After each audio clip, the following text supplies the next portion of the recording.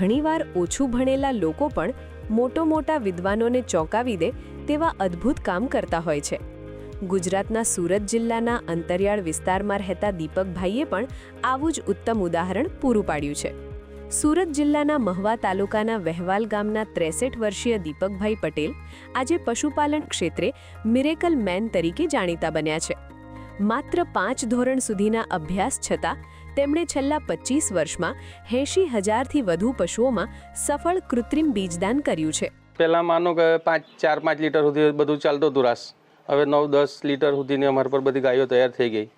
10-11-12 સુધી બી જઈ શકે છે. પહેલાં જો ગાયો હતી ને તો 4-5 લીટરની જે બધી હતી તેમાંથી આ વિધાન કરવાથી છે ને વાસીડીને અત્યારે છે ને 10-12-15 લીટર સુધી એક ગાયનું દૂધ આવતું છે. દૈનિક 30-30 લીટર સુધી દૂધ આવતું છે.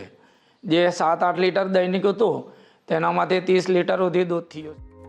ભારતમાં પશુઓમાં કૃત્રિમ બીજદાનનો સરેરાશ સફળતા દર 35-40% છે.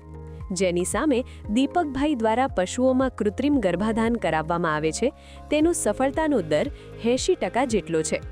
તેમના આ નવતર પ્રયોગના પરિણામે પશુઓની દૂધ ઉત્પાદન ક્ષમતામાં વૃદ્ધિ થઈ છે.